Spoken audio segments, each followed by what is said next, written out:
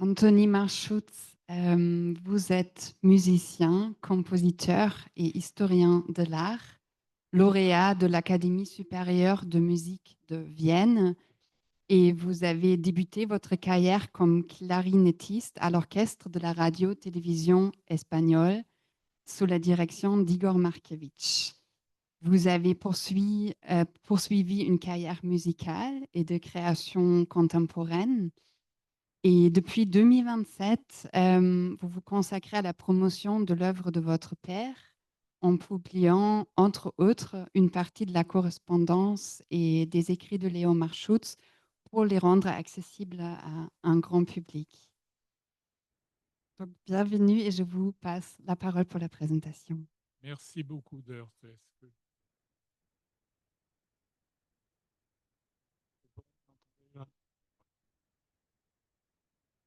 Alors, merci beaucoup de m'avoir invité, donc invité à participer à ce colloque. Euh, je vais vous parler donc de mon papa et du fait qu'il était au centre de la recherche césanienne dès qu'il est venu en France. Très rapidement, sa biographie. Il est né à Nuremberg en 1903. Il a vécu 25 ans en Allemagne, entre Nuremberg, Berlin, où il avait son atelier, et Munich. Et il est venu en 31. Il s'est établi, il est venu d'abord en 28, 29, 30. Il passait l'été à Château-Noir. Il venait à Château-Noir. Et en 31, il s'est définitivement installé en Provence. Et il a vécu jusqu'à la fin de sa vie. Il est décédé en 16. Donc, il a vécu tout le reste de sa vie, il a créé toute son œuvre en France. Alors, je vais commencer, puisque je vois.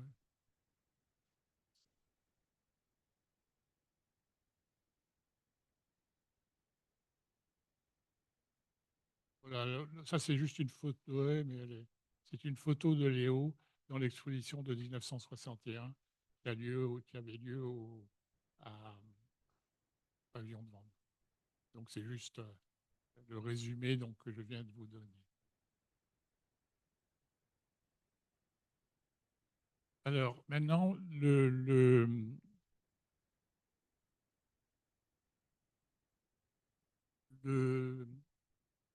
Léo s'est occupé toute sa vie, il s'est occupé de Cézanne. Et il y a deux principes qui sont importants à avoir parce qu'ils ont régi toute la période.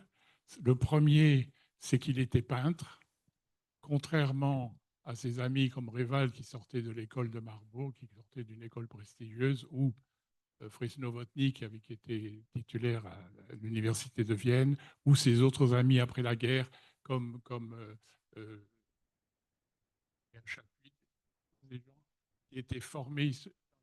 Léo, il s'est formé de façon autodidacte, c'est-à-dire il a étudié les peintres, il a regardé tout ce qui se passait et il s'est formé. Il s'est formé de cette façon-là. Alors c'est important parce que le regard, les analyses que fait le peintre sont souvent complètement différents des analyses que fait l'historien d'art et souvent même ça entre en conflit. Et je vais pas reprendre euh, Thomas dans son intervention a montré la relation Dürer-Cézanne qui est frappante. Donc je voulais le. Voilà, c'est exactement le même. Donc je passe rapidement dessus. Et la deuxième, alors qui est étonnante, c'est la relation parce que Léo écrit dans une lettre. J'avais une lettre à ses amis historiens. Il écrit bien des années après en disant, dans ma jeunesse, quand j'étais en apprentissage à Berlin, il y avait deux maîtres pour moi, c'était Cézanne et Hans von Marez. Hans von Marez, dont Thomas vous a parlé tout à l'heure. Et le Hans von Marez est un dessinateur. Les dessins de Hans von Marez sont aussi importants que ceux de Cézanne. Ils peuvent être comparés uniquement à ceux de Cézanne. Alors, j'ai fait une petite recherche parce que je me suis dit intéressant, c'est intéressant ça. Et Hans von Marées est complètement inconnu en France, on ne sait même pas qui c'est. En Allemagne, il est un peu plus connu, mais j'ai trouvé quand même le catalogue d'une exposition qui avait lieu en Allemagne il y a une dizaine d'années. Et retrouver le dessin de gauche, c'est Hans von Marées. C'est un dessin qu'il a fait pour un Hermès. C'est une représentation d'Hermès dans une fresque. Et l'autre, ben, vous connaissez, c'est une étude, un dessin, une étude pour les baigneurs de Paul Cézanne. Et c'est vrai que là, c'est vraiment très frappant. Donc tout ça pour dire que le peintre fait des trajectoires dans l'histoire de la musique, et il se préoccupe moins, il part de la vision, il part de la vision du peintre plus que des rapports historiques, des enchaînements historiques qui peuvent. Le deuxième point qui est très important et que Léo a mis en avant dans tout le temps, et ça apparaît tout le temps dans sa correspondance, c'est le fait qu'il s'intéressait à Cézanne. Mais il ne s'intéressait pas à Cézanne pour savoir, pour avoir un élément de biographie supplémentaire, savoir qu'il est châteaunois.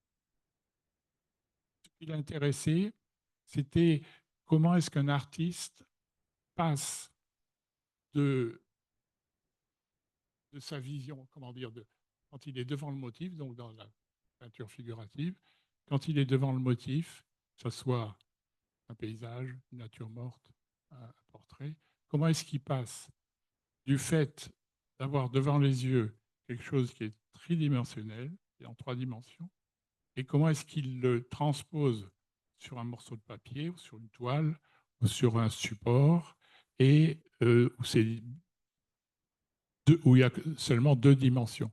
Et c'est ce qui l'intéressait. Et Cézanne s'est exprimé là-dessus, bien sûr, c'est le fameux, la fameuse, quand il parle de réalisation, hein, c'était le mot qu'il utilisait. Donc, autrement dit, c'est comment ça se passe de l'œil du peintre à sa main. C'était un peu ça qui l'intéressait. Et c'est vrai que Cézanne, là-dessus, a parlé constamment dans sa correspondance. Mais pour Léo, c'était pour analyser ça et pouvoir le transmettre dans son travail de créateur.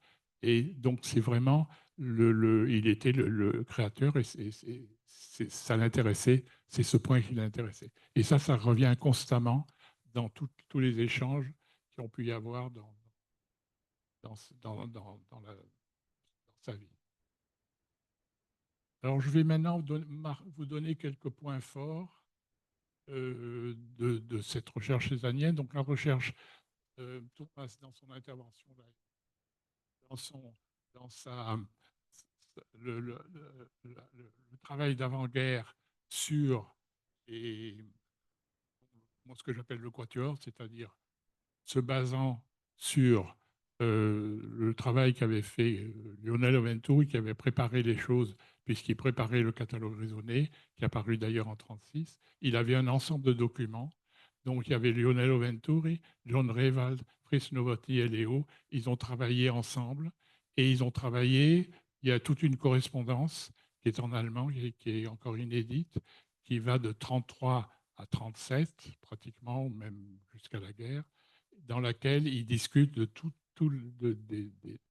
ces thèmes et où c'est ce que Thomas a évoqué, qui est vraiment le premier point important pour Léo, parce étant à Château-Noir, les autres venaient le voir et travailler avec lui. Alors le résultat de cette recherche, euh, ça a eu pour résultat 3 articles et 2 thèses. C'est pas mal. Ils sont sortis. Les 3 articles, c'est Cézanne et Château-Noir. Les 3 articles sont signés John Rewald, Léo Marchais. Cézanne, Château-Noir. Le deuxième est complètement d'actualité. Il a été publié en allemand, c'est-à-dire que c'est Cézanne und der Jazz de Buffon, Cézanne et le jazz de Buffon. Et le troisième, c'est Cézanne et la Provence. Les trois articles, deux ayant paru en France et un en Allemagne. Ces trois articles ont paru dans les années 34-35. Donc, tous les Cézanniens qui ont travaillé après sont partis. Ensuite, c'est le plus important, les deux thèses. John Revald a soutenu sa thèse en Sorbonne en 1936. C'est Cézanne et Zola. Oui, alors ça, c'est oui. Voilà, là, c'est le quatuor. Hein. Donc, vous voyez Léo, John Revald, Venturi et Novotny, le quatuor, ce que j'appelle le quatuor, donc, qui ont fait tout ce travail dans les années 30. Voilà, là, vous avez les premiers résultats, donc ce que je viens de citer, c'est-à-dire le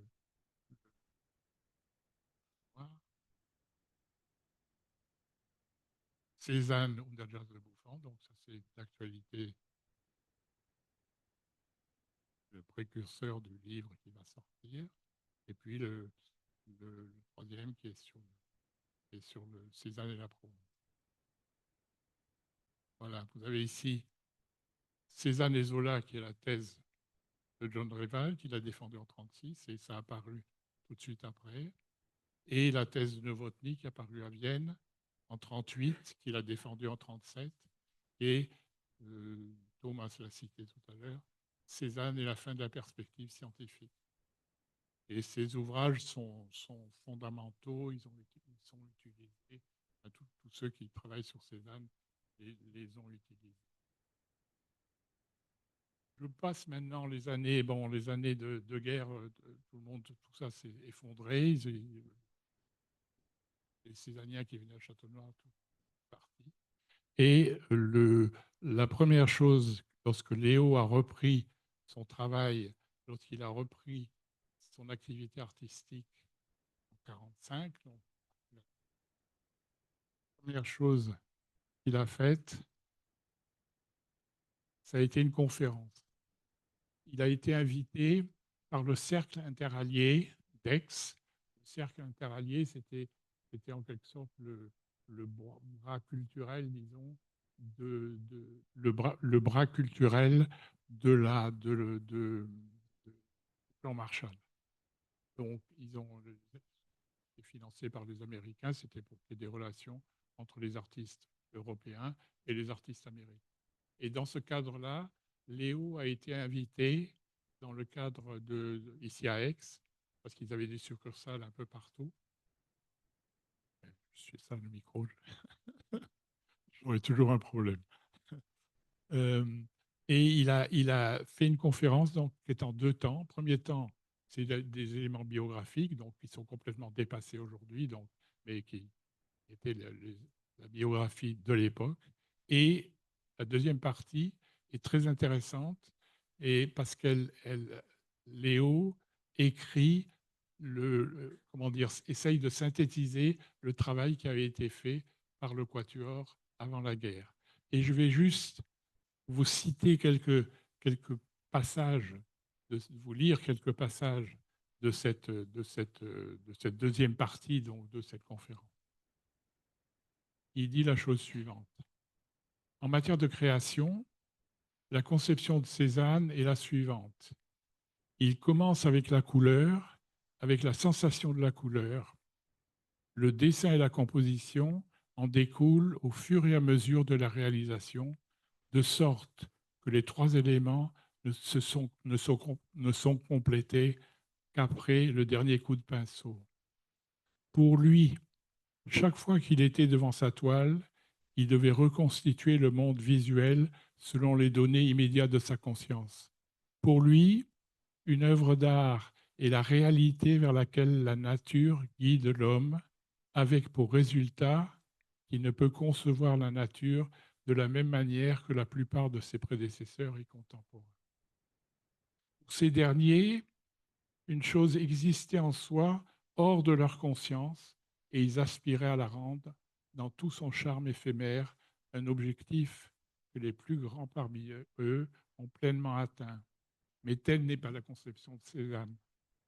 Pour lui, une chose s'établit dans notre conscience par le moyen de la couleur qui mystérieusement transmet des qualités qui ne peuvent être autrement exprimées que par la couleur. Donc vous voyez que c'est une analyse, c'est une synthèse du travail qui a été fait en 1933, parce que beaucoup de ces éléments se retrouvent, sont dans les deux, dans le travail dans le travail de Fritz.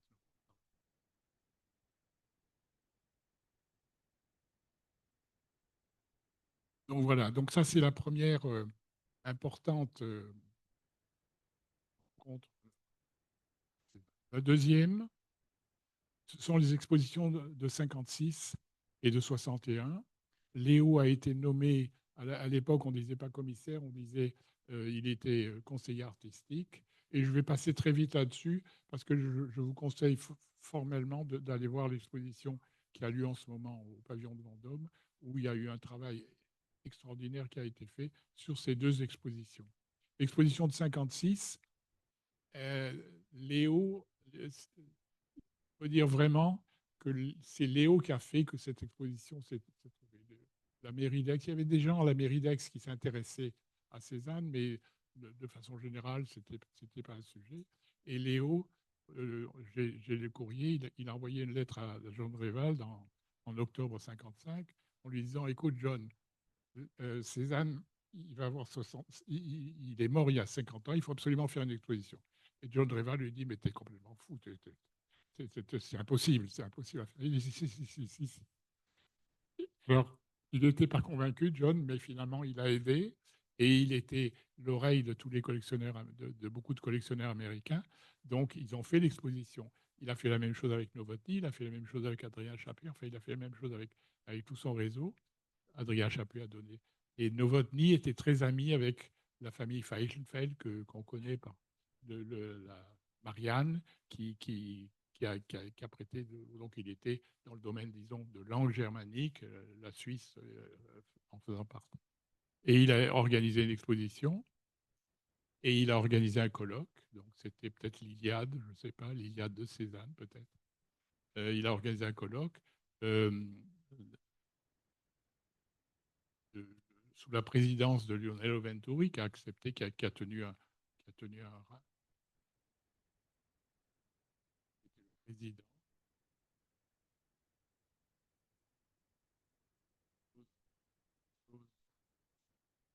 passé, réticence, début de l'organisation de la. Et la ville d'Aix a suivi, c'est à ce moment-là qu'il y avait, il y avait un problème avec le musée Granet, donc ça s'est passé au pavillon de Vendôme à l'époque. Et il y a eu, Léo a été commissaire de toutes les expositions, enfin 50, donc 56, 57, 58, 59, 60 et 61. Après 61, il y a eu l'histoire du vol et ça a été considéré comme impossible de faire quelque chose avec, donc c'était arrêté. Mais il y a eu une très belle exposition Van Gogh en 59 où le neveu de Van Gogh est venu. Enfin, ça, c'est très belle exposition. Prochain temps fort, c'est la discussion sur la tranchée. Vous avez eu tout à l'heure le tableau, vous le connaissez certainement. Ça, ce sont les. Voilà, vous connaissez certainement. Léo, aussi bien que Novotny, considérait que ce tableau, qui date de 69-70, était le début du Cézanne tel qu'il allait être jusqu'à sa mort, c'est-à-dire la perspective, la couleur, etc. Tous les éléments cézanniens, il considérait que ce tableau était le premier qui révélait tout ce que Cézanne fait. Alors, il a été invité. Ce tableau se trouve à Munich, à la Pinacothèque de Munich. Il a été exposé quand Léo a fait l'exposition. Et maintenant, il sort plus de la ville, il sort plus du musée parce que ça serait trop dangereux de le faire sortir. Et il a été invité par la radio bavaroise. Novotny a été invité par la radio bavaroise pour tenir une conférence. Et du coup, Novotny a choisi ce tableau, sachant qu'il était à Munich et que ça correspondait bien au contexte. Et comme il faisait toujours, il a envoyé le tapuscrit, donc le modèle, à Léo. Et Léo, dans 3 ou 4 lettres, il lui dit: je ne suis pas d'accord avec ça, je ne suis pas d'accord avec ça, je ne suis pas d'accord avec ça. Donc il y a toute une discussion autour du tableau de la tranchée qui est, bon, je ne vais pas vous la rendre, et d'ailleurs je ne serais pas capable, mais il y a toute une discussion sur les éléments que Novotny avait donnés, avait dit à la radio, et Léo était en total désaccord. C'est là aussi la différence entre l'historien d'art et le peintre. D'ailleurs, Novotny a souvent reconnu par la suite en disant: tu as raison, Alors, je vais conclure par une chose. Léo a commencé à enseigner la peinture à partir de 1959 dans le cadre du Centre américain, de l'Institut universitaire américain. Et il avait un certain nombre d'élèves. Donc, je vais terminer par ça. C'est intéressant parce que un de ses élèves, voilà, Léo, moi et le spectre de... Un de ses élèves, qui était peintre, donc qui avait créé l'école avec lui, a écrit un livre de mémoire en anglais, et il a appelé en anglais Léo and I and the Ghost of Cézanne. Alors je pense que The Ghost of Cézanne, c'est une référence pour les anglophones, certainement de Hamlet, je ne sais pas, enfin bon, les anglophones pourront peut-être me dire le début de Hamlet. En tout cas, la traduction, on l'a traduit en français, et on l'a mis le spectre, justement, on a mis l'ombre de Cézanne. Donc le livre en français, c'est Léo, moi et l'ombre de Cézanne. Et c'est pour dire que Cézanne, alors évidemment, lorsqu'il enseignait dans son enseignement, il y avait toujours des séminaires sur l'histoire de l'art, et Cézanne était évidemment un des sujets importants de cet enseignement. Voilà, je voudrais juste terminer là-dessus. Et Billy, qui a vécu 10 ans à Château-Noir, Billy Wayman, qui est l'auteur du livre, qui a vécu 10 ans à Château-Noir, il a le Cézanne qu'il présente dans son livre, c'est complètement onirique et complètement en dehors de la réalité. C'est un Cézanne. Vraiment, c'est l'ombre de Cézanne. Voilà, merci beaucoup.